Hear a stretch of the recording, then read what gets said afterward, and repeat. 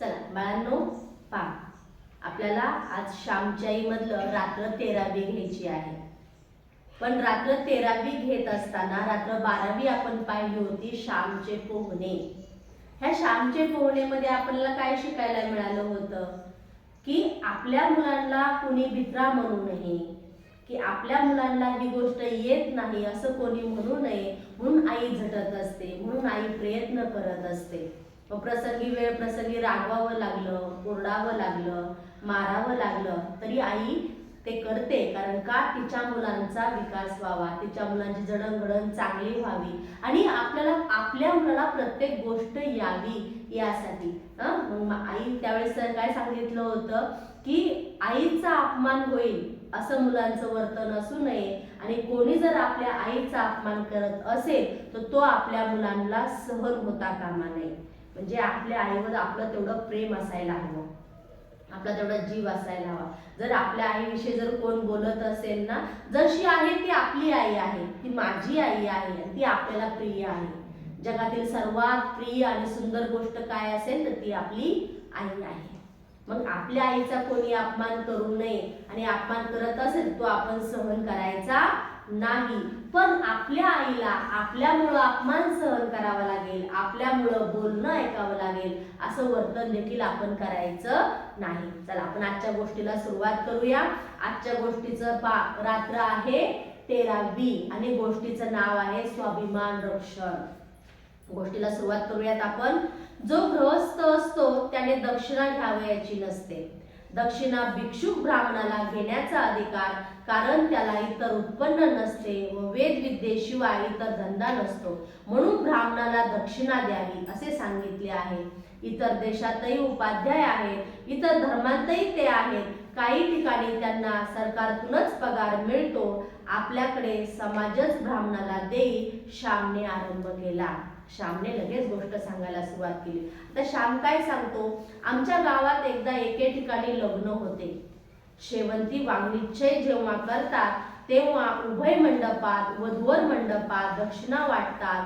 आपल्या ऐपतीप्रमाणे ही दक्षिणा देतात. वधूवराचा एक उपाध्याय व वर घराचा एक उपाध्याय असे दोघे बरोबर दक्षिणा देत मंडपात फिरतात. जितकी वराकडची तितकीच वधूकडची. वराकडच्यांनी 4 आणे दिले तर वधू पक्ष 4 आणे देतो. तो जो हात पुढे करील त्याला दक्षिणा देण्यात येत असते. लग्नाला जेव्हा मंडळी जात तेव्हा मुले आपापल्या वडील मंडळीजवळ बसलेली असली तर हे शिक्षण आपोआपच त्यांना मिळते. अरे आपण नाही हो हात पुढे करायचा वगैरे ते मुलांना सांगतात. म्हणजे श्यामने या ठिकाणी लग्नाचा प्रसंग सांगितलेला आहे की लग्न प्रसंगाच्या वेळेला वधू आणि वर, वधू म्हणजे नवरी, वर म्हणजे नवरदेव, की नाही. लग्न कोणाचं असतं? नवरा नवरीचं असतं की नाही. मग ह्या लग्नाच्या वेळेला मग काय वधूकडचे म्हणजे नवरीकडची लोक, वर पक्षाकडचे म्हणजे नवरदेवाकडची लोक. मग त्यावेळेला असं होतं की लग्न मंडपामध्ये ज्या वेळेला समजा नवरदेवाकडची मुलं जर माणसं 4 आणे जर दक्षिणा आलेल्या सगळ्या लोकांना वाटत असेल तर नवरीकडच्या मुलींनी सुद्धा तेवढेच वाटायचे. नवरीकडचे मुली 4 आणे वाटत असतील तर नवरदेवाकडच्यांनी पण तेवढेच पैसे सगळ्यांना वाटायचे. म्हणजे समान पैसे सगळ्यांना गेले पाहिजे. मग त्यावेळेला कसं असायचं की बरोबर त्यांच्या लहान मुलंही जायची आणि आपल्या आईवडिलांसोबत जायची तेव्हा त्यांना ते पाहायला मिळायचं. आणि त्यांनी असं होतं की जोपर्यंत आपण हात पुढे करत नाही तोपर्यंत दक्षिणा दिली जात नसे. म्हणजे काय की जर आपल्याला एखादी गोष्ट हवी असेल, आपण नेहमीच सांगतो आपल्याला जर कोणाकडे एखादी गोष्ट हवी असेल, पुस्तक हवं असेल, पेन पेन्सिल एखादी हवी असेल तर आपण त्याला मागतो. पण मागताना कसं नम्रपणे मागितलं पाहिजे, हो की नाही. आपली मागण्याची भूमिका असली पाहिजे, कारण ती वस्तू आपली नाही, दुसऱ्याकडनं आपण घेत आहोत. म्हणजे आपलं भाव तसा असला पाहिजे, आपण तेवढ्या नम्रपणे मागितलं पाहिजे. म्हणून या ठिकाणी श्यामने सांगितलं ज्या वेळेला दक्षिणा घेण्यासाठी जात जो हात पुढे करेल त्याला दक्षिणा दिली जायची, जो हात पुढे करत नाही त्याला दक्षिणा दिली जात नव्हती. पुढे पहा. परंतु अलीकडे स्वाभिमानच उरला नाही. पैशासाठी आपण हपापलेले आहोत. फुकट मिळेल तेवढे घ्यावे अशी वृत्ती झाली आहे. अगदी खरं आहे ना. म्हणजे आपल्याला सुद्धा आता हे श्यामच्या काळातलं आहे, परंतु आता तंतोतंत जुळत आहे. एखादी गोष्ट दुकानातून विकत आणायची म्हटल्यावर आपण किती विचारपूर्वक आणतो ना, थोडीशीच घेतो, एकच घेतो. पण जर फुकट मिळत असेल तर चॉकलेट वाटायला सुरुवात केली तर एक घेतो, ती ठेवतो, दुसरी घेतो, अजून कोणी कोणी मूठ भरून घेतो, कुणी कुणी पूर्ण उचलून घेतं. का? ते फुकट मिळाले. आणि फुकट मिळाल्यामुळे काय होतं, आपल्या मनामध्ये जास्त लोभ निर्माण होतो, जास्त हव्यास निर्माण होतो. मला कसं जास्त मिळेल, माझ्याकडे कसं जास्त राहील, हा लोभ आपल्याला तयार होतो आणि फुकट मिळाल्याची किंमत राहत नाही. म्हणजे आता आपण शाळेमध्ये तुम्हाला पेन्सिल वाटतो, इरेजर वाटतो, शार्पनर वाटतो, पण होतं काय, आपल्या बाहेर कुठेही शार्पनर पडलेला असतो. का? फुकट मिळालाय तो. खोड रबर कुठेही पडलेला असतो. एका दिवसामध्ये पेन्सिल तुम्ही टोक करून करून संपवून टाकता. पण जर तीच पेन्सिल बाळा तुम्ही विकत आणली तर संपवता एका दिवसात का? कारण तुम्ही ती विकत आणलेली आहे, त्याला तुम्ही पैसे दिलेले आहेत आणि त्याचं मोल तुम्हाला माहिती आहे. पण फुकट जर आणलं तर आता आपण काल ज्यूस वाटले, तो 42 रुपयाचं ज्यूसचं एक पॅकेट होतं, 42 रुपयाचं. काहींनी अर्ध पिलं, अर्ध टाकलं, हो की नाही, मला नाही आवडलं. काहींनी 2-2 मागितलं, 2-2 पिलं, हो की नाही. म्हणजे आपण गेले सर्व 2 दिवस पितोय, भराभर गटागट पिऊन आपण टाकतोय. का? फुकट मिळालं. म्हणून आयुष्यामध्ये ना आपल्याला ज्या ज्या गोष्टी मिळतात ना, ज्या आपल्याकडे येतात ना, त्याची किंमत ठेवायला शिकायचं, जपून वापरायला शिकायचं. म्हणून श्याम या ठिकाणी म्हणतो फुकट मिळाल्याची किंमत राहत नाही. पुढे सांगतो श्याम, आगगाडीतून जपानी एजंट सिगारेट वगैरे फुकट वाटतात व श्रीमंतही त्या फुकट सिगारेट घेऊन ओढताना मी पाहिलेले आहेत. श्रीमंत सुद्धा मोफत दवाखान्यात जाऊन औषधं घेतील. श्रीमंतांची मुले सुद्धा नागरीसाठी अर्ज करतील. दारिद्र्याचा व दास्याचा हा परिणाम. म्हणजे आपल्याला किती जरी असलं तरी आपल्याला फुकट कसं मिळेल? हे म्हणजे आपल्याला पैसे आहे, सगळं आहे, नाही का, पण आपल्याला फुकट झालं पाहिजे. आपल्याला काही खर्च न करता आपल्याला सगळं काही मिळालं पाहिजे, ऐश्वर्य आपल्याला सगळं मिळालं पाहिजे असं आपल्याला वाटतं. आणि ह्याच्यामुळेच आपल्या पदरी दुःख येतं बाळांनो. म्हणून त्यासाठी आपण काय करायचंय, पुढे श्याम सांगतो, मी लग्नाला गेलो, मुलांमध्ये जाऊन बसलो. शाळेतील बरोबरची आम्ही मुले एकत्र बसलो होतो. एका बाजूला बसले म्हणजे खोड्या करता येतील, टवाळकी करता येते. कोणाच्या टोपीवर नारळाची शेंडी ठेवा, कोणाच्या खिशात खडे टाक, कोणाला हळूच चिमटा घे, असे चालते. जसं तुमचं होतं एकत्र बसल्यानंतर ना, आहे की नाही. श्याम सांगतो की आम्ही काय करायचो की सगळी मुलं आम्ही एकत्र बसायचो. का? आम्हाला खोड्या काढता येतील. हळूच कोणाला तरी चिमटा घे, कुणाच्या डोक्यामध्ये टोप्या घालायची लोक, टोपीला नारळाची शेंडीच वर चढव, टोपी सरकव, कुणाच्या खिशामध्ये पाठीमागून खडेच टाक, त्याला हळूच गुदगुल्या कर, त्याच्या पाठीवरच काहीतरी लिही. तुम्ही पण करता की नाही असं सगळं? करता ना? करता का? हो ना. मग तसं तुमचा का श्याम होता, खोडकर होता, नाही का. मग ते सगळेजण एकत्र आले की अशा खोडी करायचे. तुम्ही पण गोष्ट ऐकताना असं करताच की नाही, चिकटून चिकटून बसल्यावरती सगळ्यांना. दक्षिणा वाटण्यात आली. काही मुलांनी हात पुढे केले, मीही माझा हात पुढे केला. श्याम सांगतो, काही मुलांनी हात पुढे केले, त्याच्यामध्ये मीही माझा हात पुढे केला. सहज गोष्ट होऊन गेली, माझ्या लक्षात चूक आली नाही. लहानपणी पैसे हातात असले म्हणजे आनंद होतो. मी ते 2 आणे घेऊन घरी आलो. मोठ्या हर्षाने आईजवळ द्यावयास गेलो. जणू माझ्या कमाईचे, माझ्या श्रमाचेच होते ते. भटजी 12-12 वर्षे मंत्र शिकतात, ते विधी करतात, तर त्यांना घेऊ दे. मला ते 2 आणे घेण्याचा काय अधिकार? प्रत्येकाने श्रमावे, मोबदला घ्यावा, तरच ते शोभून दिसते. किती सुंदर वाक्य.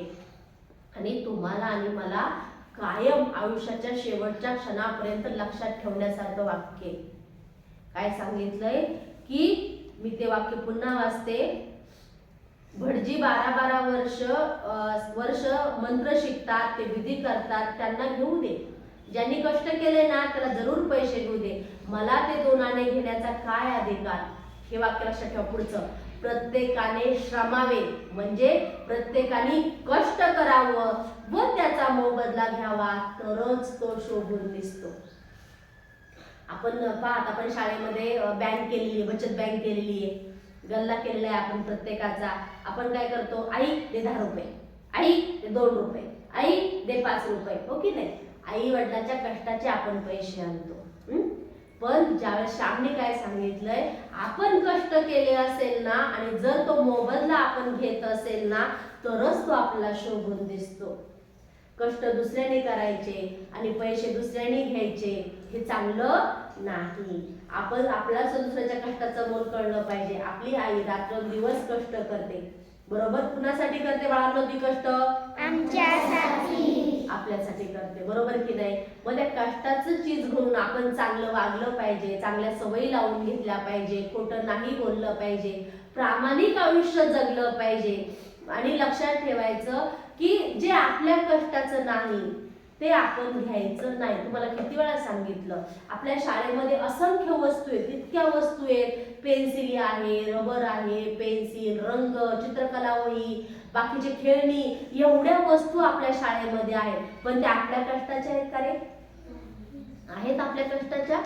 नाही. त्या कोणीतरी आपल्या शाळेला भेट दिलेल्या आहेत आणि तुमच्यासाठी वापर करण्यासाठी दिलेल्या आहेत. मग त्या आपण चोरून घ्यायच्या का? त्याला हात लावायचा का? नाही. ते आपल्या आणि कोणासाठी येते? तुमच्यासाठीच आहे. त्याचा वापर तुम्हीच का? आपण नेऊन विकणार का रविवारच्या बाजारामध्ये? चला चला चला विकायला जाऊ, पेन्सिल विकायला जाऊ, चित्रकला वही विकून येऊ, आहे का असं? नाही. ते तुमच्यासाठीच आहे.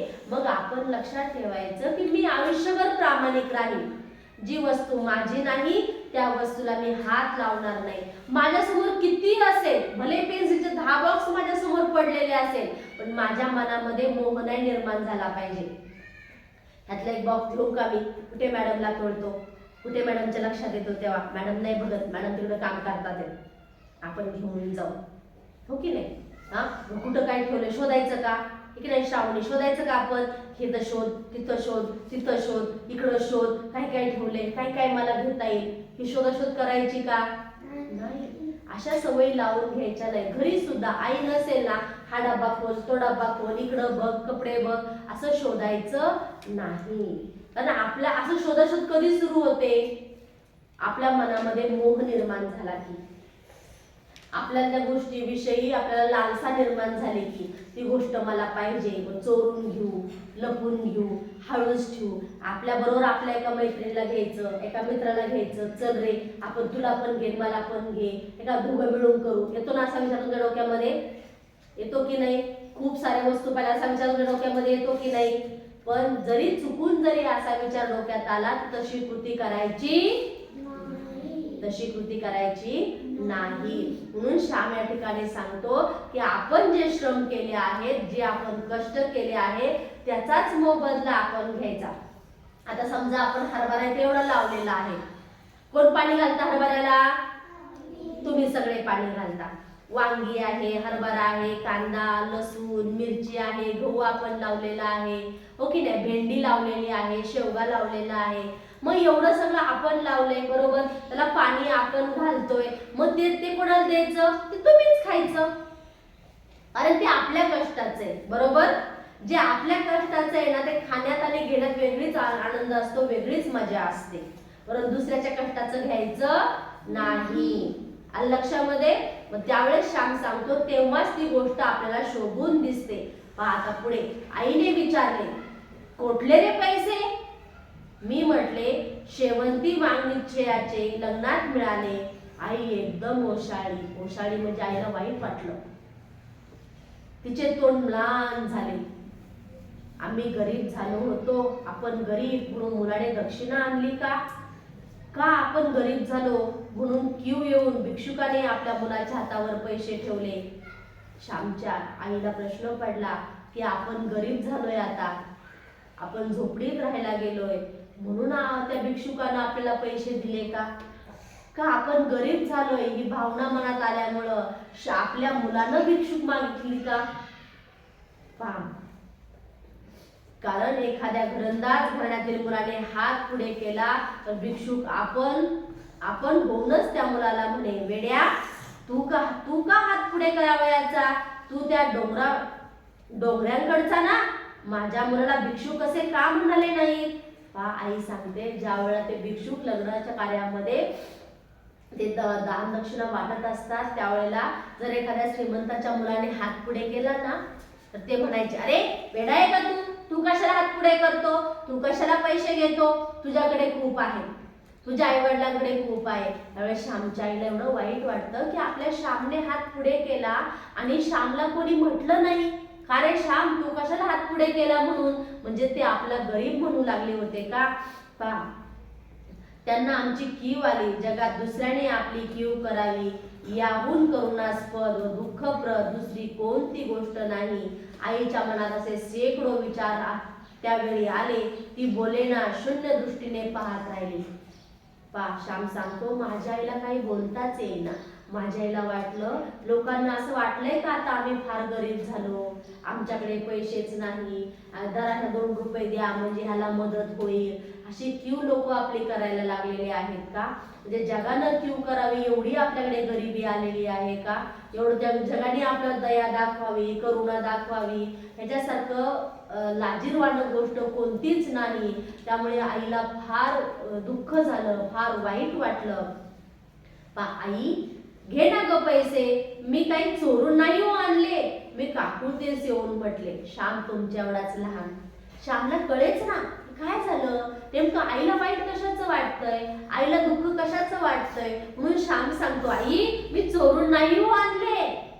तुला असं वाटतंय का की मी हे चोरून पैसे आणले असतील. नाही हो आई, मी हे चोरून पैसे नाही आणले, तू हे पैसे घे. म्हणजे श्यामला हे माहिती होतं चोरी करणं वाईट आहे, चोरी आपण करायची नाही. त्यामुळे श्याम आईला सांगतो, आई मी हे चोरून नाही हो आणले पैसे, तू हे घे ना. श्याम लहान होता, त्यामुळे आईच्या मनात चाललेली तगमग, आईला वाटलेलं दुःख, आईला जे वाईट वाटत होतं ते श्यामला काही कळेना. पुढे पहा, आई म्हणाली, श्याम आपण गरीब असलो तरी गृहस्थ आहोत, आपण भिक्षुक नाही. म्हणजे आपण गरीब असलो तरी आपण सुरुवातीलाच पाहिलं होतं की गृहस्थ लोक बक्षीस घेत नव्हती, असे भिक्षुक लोकच ते भक्त घेत होते. ज्याच्याकडे आहेत त्यांनी मागू नये. आता आपल्याकडे खायला भरपूर आहे, वस्तू भरपूर आहे, तरी आपण मागाव्यात का, तरी आपण मागू नये. म्हणून श्यामची आई सांगते, भिक्षुकांचा धंदा आपला नाही, आपण दक्षिणा घ्यायची नसते, ते आपले काम नाही, आपण दुसऱ्याला द्यावी. भटजी वेद शिकतात, धार्मिक कामे करतात, त्यांना शेत भात नसते, ही दक्षिणा हेच त्यांचे उत्पन्न. आई सांगते, जे भटजी असतात, ब्राह्मण असतात, ते मंत्रपठण करतात, ते पूजा विधी करतात, त्यामुळे त्यांनी घेतली ती गोष्ट वेगळी, कारण त्यांना शेत भात नसते. पण आपला शेत भात आहे, आपल्याकडे सगळं. आता आपण गरीब असतो म्हणून काय झालं, पण असं लाचारीनं कुणापुढे हात पसरायचे नाही. जरी पाहता आपल्याकडे पण गरीब परिस्थिती, तुमच्या सगळ्यांच्याकडे पण गरीब परिस्थिती आहे, बरोबर, सगळ्यांच्याकडे गरीब परिस्थिती आहे. पण आपण नाही का, कोणी खाऊ वाटते आपण जाऊन तो भरायचं का. असं कोणतरी खाऊ वाटायला आलं बाहेर, आपले तर खाऊ वाटायला आलं आणि ते दुसऱ्या मुलांना देते, जाऊन तुम्ही उभे राहाल का. नाही. पण जरी आपल्याकडे नसलं, आपल्याकडे खाऊ जरी नसला, आपण गरीब जरी असलो तरी आपण असं लाचार होऊन मागायला जायचं नाही, अशी लाचारी आपण स्वीकारायची नाही. जे घरात आपल्याकडचं दुसरं श्रीखंड पुरी खात असेल, पण आपल्या घरामध्ये चटणी भाकर केली असेल, ती आपण गोडीनं खावी, ती आपण श्रीखंड पुरी मानून खावी. पण त्यांच्यात त्यांना श्रीखंड भाकर पुरी मिळते, मला का मिळत नाही, त्यांच्याकडे आपण जायचं नाही, फक्त आपण मन दाखवायचं नाही. आपल्याकडे जे आहे ते लाख मोलाचं आहे, आपल्याकडे जे आहे त्यांच्याकडे ते सुद्धा गोष्ट नाही. आणि सगळ्यात महत्त्वाचं, आपल्याकडे आपले आई वडील आहेत, म्हणजे आपण जगातील सर्वात श्रीमंत आहोत. पुन्हा सांगते, आपल्याकडे आपले आई वडील आहेत म्हणजे आपण जगातले श्रीमंत आहोत. ज्याच्याकडे आई नाही, त्यांची काळजी घ्यायला कोण नाही, त्यांची तयारी करून द्यायला कोण नाही, प्रेमाने 4 घास बनवून देणारं कोणी नाही, आवडीचा खाऊ देणारं करून देणारं कोणी नाही, बरोबर की नाही. म्हणजे आपण आर्थिकदृष्ट्या परिस्थिती जरी गरीब असलो तरी आपण श्रीमंत आहोत, कारण आपल्याकडे आई वडील आहेत. त्याच्यामुळे आपण दुसऱ्यासमोर लाचार व्हायचं नाही. आपल्या आईनं आपल्यासाठी जे केले ते आपण आनंदाने खायचं. मी म्हटले, आपल्या गावातील ते पांडू भटजी किती श्रीमंत आहेत, त्यांनी तरी दक्षिणा घ्यावी का. सावकारी करतात, शेतीवाती आहे, हे असले कसले भटजी? आता श्यामला प्रश्न पडला. तुम्हाला पडत तसं श्यामला वाटलं आपल्याकडचे पांडुरंग भटजी जे आहेत ते किती श्रीमंत आहेत, तरी पण ते घेतात. पुढे आई काय म्हणते पा. आई म्हणाली तो त्यांचा दोष.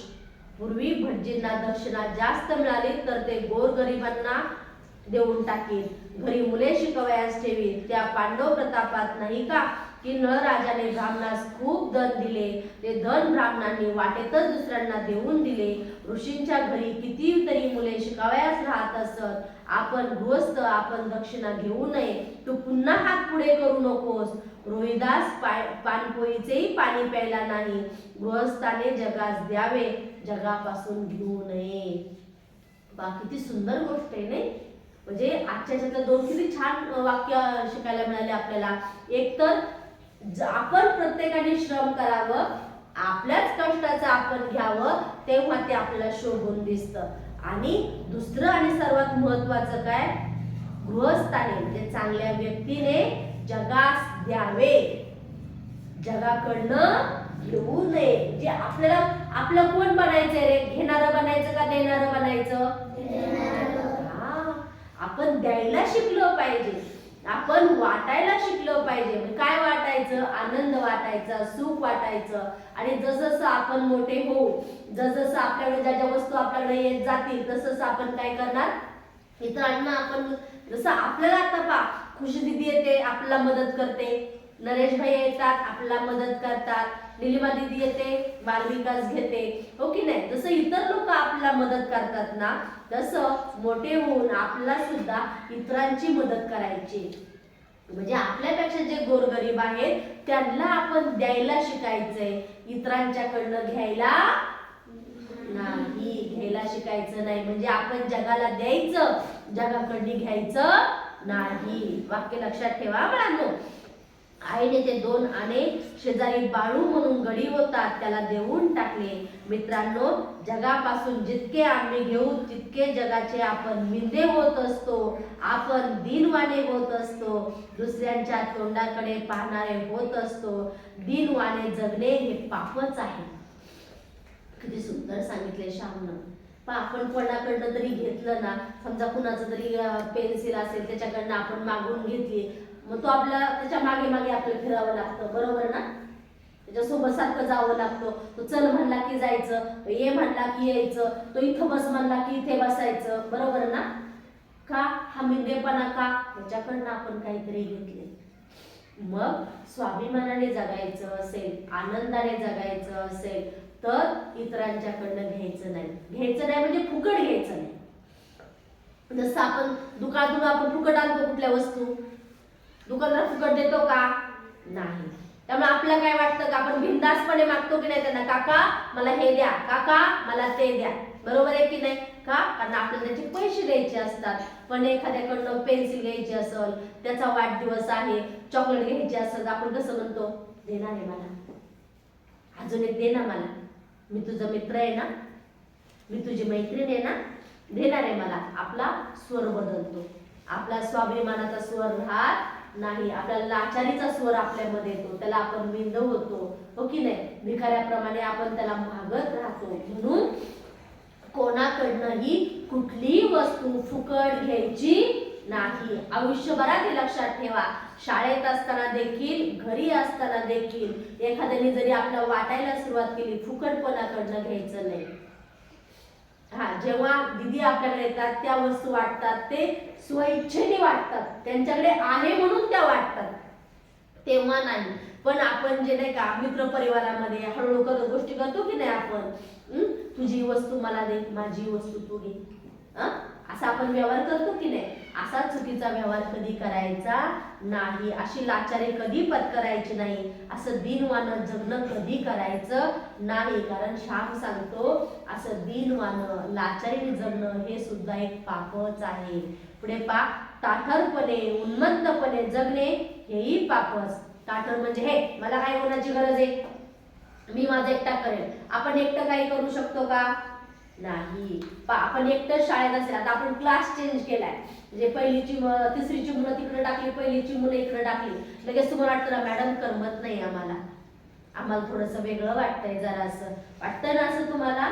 हा, पण मग त्यावेळेला थोडी सवय होईपर्यंत, म्हणजे आपण एकटे राहू शकत नाही, आपण समाजशील आहोत। आपल्या मुळातच आपल्या अंतःकरणामध्ये, आपल्या हृदयामध्ये प्रेमाची भावना आहे, दयेची भावना आहे, आपल्याला एकोप्याने आवडतं, एकत्र आपल्याला राहायला आवडतं। म्हणून आपण काय करायचंय, असं मुलांनी सांगितलं ताठरपण, एकटंच मी राहणार, एकटंच जेवायला जाणार, एकटंच बसणार, एकटाच अभ्यास करणार, एकटाच येणार, एकटंच जाणार, हे सुद्धा पापच आहे। एखाद्याच्या माग माग करणं, दे रे मला, दे रे मला, मी देईल की तुला नंतर, दे रे मला, दे रे मला, हे असं जगणं सुद्धा पापच आहे। मग आपण कसं करायचं, सुवर्ण मध्य काढून जगायचं, लाचारी पत्करायची नाही। एखाद्याने वस्तू आपल्याला दिली म्हणून त्याच्या मागे मागे फिरायचं नाही, त्याची सगळी कामं करायची नाही, आणि ताठपणे हे तुझी काही गरज नाही, माझं मी करेल, असं पण जीवन जगायचं नाही। जगाचे मिंदे होणे नको, युरोपमध्ये ही स्वाभिमानी वृत्ती लहानपणापासूनच शिकवण्यात येत असते। आई बापांच्याही पैशावर जगणे हा तिथे मिंदेपणा व कमीपणा मानतात। जसा भारत देश आहे तसं युरोप देशामध्ये आई वडिलांच्या पैशावर जगणे तिथे कमीपणा आणि मिंदेपणा मानतात। म्हणजे आपण आपल्या कष्टाने कमवायचं, आपण मेहनत करायची, आपण आपले कष्ट करायचे, आणि मग त्याचा मोबदला आपण घ्यायचा, आणि मग आपण आपल्या आई वडिलांना द्यायचा। त्याच्यामध्ये आनंद आहे, त्याच्यामध्ये धन्यता आहे, असं जीवन आपण जगलं पाहिजे। अमेरिकेचे प्रेसिडेंट हूवर यांची गोष्ट सांगतात, त्यांनी आपल्या 13 वर्षे वयाच्या मुलास मजुरीने काम करण्यास पाठवले। धनाढ्य अशा अमेरिकेचे राष्ट्राध्यक्ष हूवर होते, परंतु त्याच वेळेस त्यांचा हा लहान मुलगा एका गौंड्याच्या हाताखाली काम करीत होता। एका इमारतीचे बांधकाम चालले होते, ते चालले असता काम करताना हा मुलगा उंचावरून पडून मेला। हूवर साहेबास वाईट वाटले, परंतु ते म्हणाले, माझ्या राष्ट्राला स्वावलंबन व श्रमाची महती शिकवण्यासाठी माझा मुलगा मेला। म्हणजे किती सुंदर गोष्ट आहे पहा, किती शिकण्यासारखं आहे। जसं आपले पंतप्रधान असतात, आपले राष्ट्रपती आहेत, तसं अमेरिकेचे राष्ट्राध्यक्ष होते हूवर, ते राष्ट्राध्यक्ष होते। जसं आपले पंतप्रधान आहेत, राष्ट्रपती आहेत, आपल्याकडे काही श्रीमंत लोक आहेत, त्यांच्या मुलांना काही कमी असेल का? आहे का काही कमी? म्हणजे तुम्हाला एवढं राष्ट्राध्यक्ष तुम्हाला कळणार नाही। आपल्याकडची छोटी गोष्ट सांगते, खुशी दिदी आपल्याकडे येते, त्यांची मुलं तुमच्यासोबत काम करतात की नाही, तुमच्यासोबत खेळतात की नाही, तुमचं वस्तू उचलू लागतात की नाही। तसं अमेरिकेचे राष्ट्राध्यक्ष होते हूवर, त्यांना कुठल्याही गोष्टीची कमी नव्हती, नोकर चाकर सगळे होते घरी उपलब्ध, पैसा भरपूर होता, पण तो आई वडिलांच्या पैशाची किंमत राहत नाही, म्हणून त्यांनी आपल्या मुलाला गौंड्याच्या हाताखाली पाठवले। बघा, तुमच्यापैकी बऱ्याच आई बऱ्याच जणांची वडील गौंडी काम करतात, रंग काम करतात, इलेक्ट्रिकचं काम करतात ना, ते तुम्हाला कधी घेऊन जातात का हाताखाली, चल तू माझ्या हाताखाली चल, घेऊन जातात का? नाही। पण अमेरिकेच्या राष्ट्राध्यक्षांनी काय केलं, आपल्या मुलाला गौंड्याच्या हाताखाली काम करण्यास पाठवलं का? कारण त्याला कष्टाचं मोल समजलं पाहिजे, ते मजुराचं काम करायला किती कष्ट करावे लागतात, किती त्रास सहन करावा लागतो, आणि एवढा त्रास सहन केल्यानंतर मला जो मोबदला मिळतो तो किती सुखकारक आणि आनंददायक असतो, ही जाणीव करून देण्यासाठी त्यांनी आपल्या मुलाला तिकडे पाठवला। पण दुर्दैवानं असं घडलं की ते गौंडी काम करत असताना वरच्या बिल्डिंगवरून तो मुलगा खाली पडला आणि त्यातच त्याचा मृत्यू झाला। त्यावेळेला सगळ्या लोकांनी म्हणजे हे केलं, काय काय ह्या माणसाला कमी, कशाला आपल्या मुलाला इकडे पाठवायचं, कशाला असं करायचं? त्यावेळेला हूवर स्वतः सांगतात की ह्या संपूर्ण राष्ट्राला जर श्रमाचं महत्त्व शिकवायचं असेल, आणि त्यासाठी माझ्या मुलाचं बलिदान दिलं गेलं असेल, आणि त्यासाठी माझा मुलगा गेला असेल, तर वाईट गोष्ट आहे, पण ती माझ्या मुलासाठी स्वाभिमानाची आणि अभिमानाची गोष्ट आहे। म्हणजे आपल्या मनामध्ये सुद्धा कष्टाची तयारी असली पाहिजे, कोणतंही पडेल ते काम करायची। आपण काय करतो दिखाव्यासाठी, काही मुलांना खूप प्रामाणिकपणे काम करतात, घरी असो शाळेत असो काही काही मुलं काय करतात, अंग चोरून काम करतात. घरी आई दिसली तरच काम करायचं, शाळेत मॅडम दिसल्या तरच काम करायचं. जसे अंग चोरून काम करतात ना, मोकळ्या हातानं मोकळ्या मनानं काम करत नाहीत ना बाळांनो, त्याचं फळ त्यांना तसंच मिळतं आयुष्यामध्ये. मी तुम्हाला आधीच सांगितलं, भगवंत काय आहे, भगवंताचं सगळ्यांच्याकडे लक्ष आहे. आपल्या प्रत्येक सेकंदात त्याचं आपल्याकडे लक्ष आहे. आपण आपण चांगलं कर्म केलं, चांगलं आपल्याला फळ मिळणार. आपण चुकीच्या गोष्टी केल्या, आपलं फळ पण तसंच मिळणार. त्यामुळे वागताना बोलताना चालताना नेहमी विचार करायचा की माझ्याकडनं कोणी दुखावलं जाणार नाही असं बोलायचं. आपलं आचरण असं असावं की माझ्या वागण्यामुळे कोणाला वाईट वाटणार नाही असं आपलं आचरण असावं. आपली कृती अशी असावी ज्याने कुणी दुखावलं जाणार नाही अशी आपली कृती असावी. म्हणजे वरचे वाक्य तिसरं, ह्या गोष्टीचं तिसरं वाक्य किती महत्वाचं आहे माझ्या राष्ट्राला स्वावलंबन व श्रमाची महती शिकवण्यासाठी माझा मुलगा मेला. म्हणजे आपल्या मुलाचं एवढं मोठं बलिदान एका राष्ट्रासाठी करणं ही साधी सोपी गोष्ट नाही. स्वावलंबन हा पाश्चिमात्य शिक्षणाचा पाया आहे. स्वावलंबनाने मान वर राहते, परावलंबनाने मान खाली होते. श्रमाशिवाय काही घेऊ नये व कोणी श्रम केल्याशिवाय त्याला देऊ नये. तुका म्हणे घेतो देतो तोही नरका जातो. तुका म्हणे घेतो देतो तोही नरका जातो. तुकाराम महाराजांच्या दृष्टांत दिलाय. तुकाराम महाराजांच्या ठिकाणी काय सांगितले की जर तुकाराम महाराज म्हणतात जो देतो आणि घेतो तो दोन्ही नरकात जातात.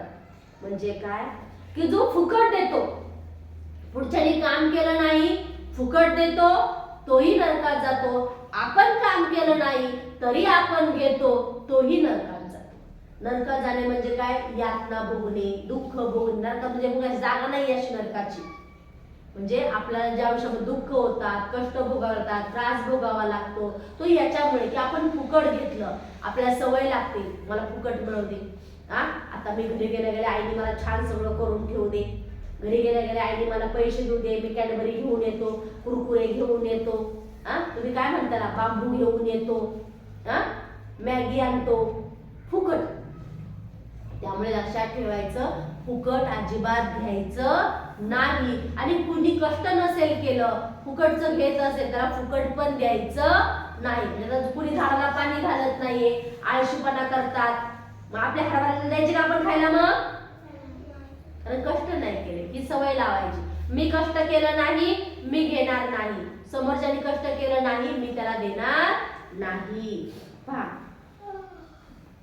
आळशी मनुष्याला पोसणाराही पापी आणि आळशीही पापी. कोणा आळशाला जेव्हा आपण देतो तेव्हा तो बिनविन असतो व आपण ऐटीत असतो. याच्या उलट त्याच्याकडून काहीतरी काम करून घ्यावे, लाकडे फोडून घ्यावी, कपडे धुवून घ्या, जमीन खणून घ्या, काहीतरी काम करून घ्या. त्यातच खरोखर त्या माणसाचा उद्धार आहे. उद्योगीनास पोसण्यास देवाचा अपमान आहे.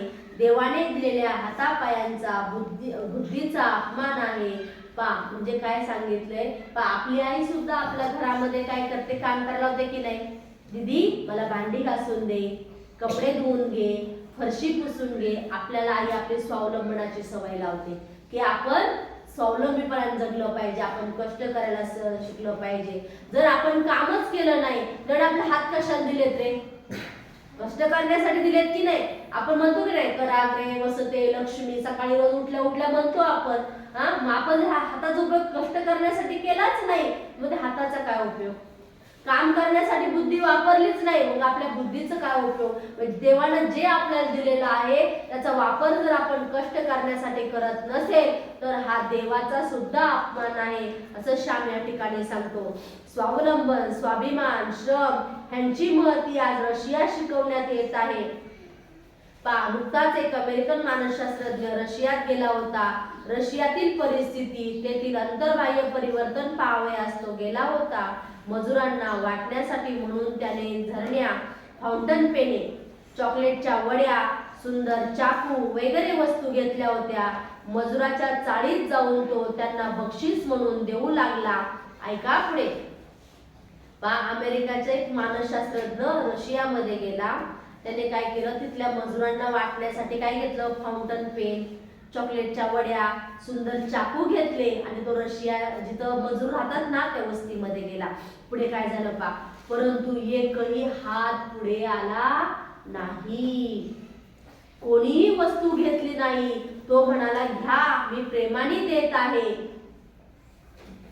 ते मजूर म्हणाले, स्वतःच्या श्रमाने मिळवावे, दुसऱ्याने दिलेली देणगी घेऊन कदाचित मनात आलस्य, मिंदेपणा, परावलंबन यांचा उदय व्हावयाचा, या दुर्गुणांना किंचितही वाव न देण्याचे आम्ही ठरवले आहे. ज्या वेळेला अमेरिकेचे काही मानसशास्त्रज्ञ गेले तेव्हा लोकांना देऊ लागले, अरे घ्या, आम्ही प्रेमाने देतोय तुम्हाला, ही वस्तू घ्या, चॉकलेटच्या वड्या घ्या, फाउंटन पेन आणले ते घ्या,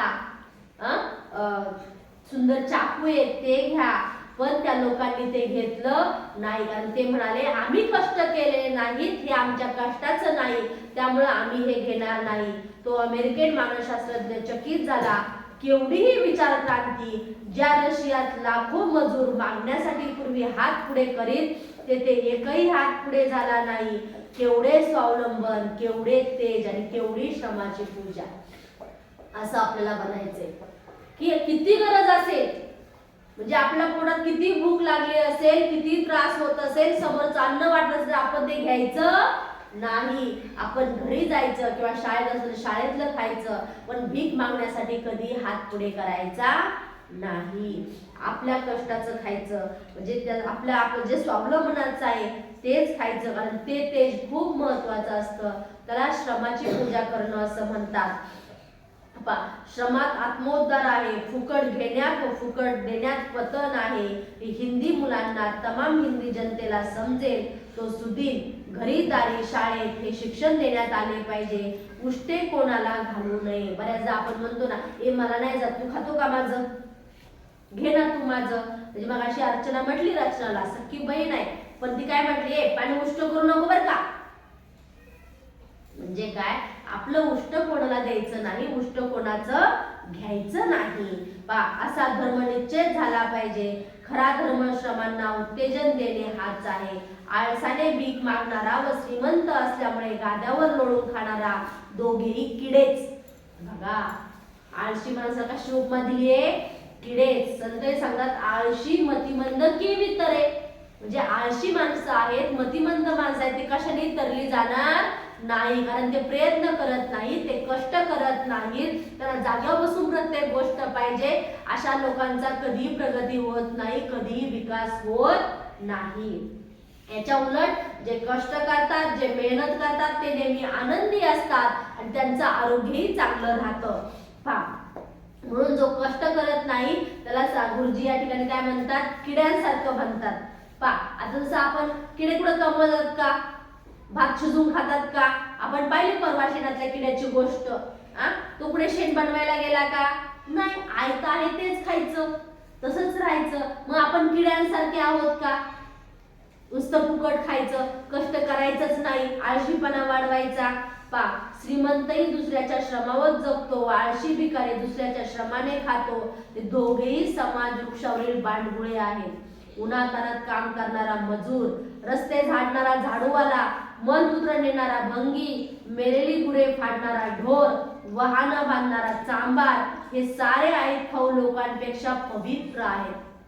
म्हणून तुम्हाला सांगितलं की आपल्याला आई वडील आहेत ना, ते आपण जगातले सर्वात श्रीमंत आहोत, कारण आपले आई वडील कष्ट करून खातात. भीक मागून खातात का, नाही, कष्ट करून खातात. आणि आपले आई वडील दोघेही कामाला, ठीक आहे, गवंडी काम करायला जातील, आई धुणी भांडी करायला जाईल, पण ते स्वतःच्या कष्टाचं असतं आणि कष्ट करून ते खातात. त्यामुळे कितीतरी श्रीमंत व्यक्तींपेक्षा आपले आई वडील हे श्रेष्ठ आहेत. काहीतरी निर्माण करा, विचार निर्माण करा, धान्य निर्माण करा, स्वच्छता निर्माण करा, काहीतरी मंगल असे, सुंदर असे, हितकर असे निर्माण करा, तरच जगण्याचा तुम्हास अधिकार आहे. ज्या राष्ट्रात समाज संवर्धक, समाज रक्षक, समाज पोषक, श्रमाची पूजा होते, ते राष्ट्र वैभवावर चढते, बाकी भिकेच लागतात. माझ्या आईने मला स्वाभिमान शिकवला, मिंदेपणा म्हणजे मरण हे शिकवले. दुसऱ्याचे घेऊ नकोस. वाक्य लक्षात ठेवा. दुसऱ्याचे घेऊ नकोस, दुसऱ्यास दे. हे माझ्या आईनं मला शिकवलं. आपली आई पण सांगते की नाही, घेऊ नको बरं का, मी कामाला चालले, कोणी दिलं तर घेऊ नको. रस्त्याने कोणी काय वाटत असेल घ्यायचं नाही, सांगते ना. हा, म्हणजे आपली आई सुद्धा आपल्याला शिकवते. श्यामची आई श्यामला शिकवते का फक्त? तुमची माझी सगळ्यांची आई आपल्याला शिकवते. फुकटचं कोणाचं घ्यायचं नाही. कुणी म्हटलं चॉकलेट देतो, माझ्यावर गाडीत चल, ऊन पडलंय खूप, चालत कसं जायचं, उन्हात चालत जायचं नाही, तुला गाडीत नेऊन सोडतो, जायचं का? नाही, जायचं नाही. निर्दयपणा कोणाचा घ्यायचा नाही. दुसऱ्या द्यायला शिकायचं, दुसऱ्याचं कधीही घ्यायचं नाही. म्हणजे आज आपण किती छान 3 वाक्य शिकलो, 3 गोष्टी यातून शिकलो की आपल्या श्रमाचं आहे, आपण श्रम करायला शिकायचं, आपण कष्ट केलं तरच मोबदला घ्यायचा, तो आपल्या अंगावरती शोभून दिसतो. दुसरं, आपण जगाला द्यायचं, जगाकडनी आपण घ्यायचं नाही. आणि शेवटचं याच्यात सांगितलं, आपण दुसऱ्याला द्यायचं, दुसऱ्याचं आपण कधीही घ्यायचं नाही. त्याला म्हणतात स्वाभिमानाने जगणं.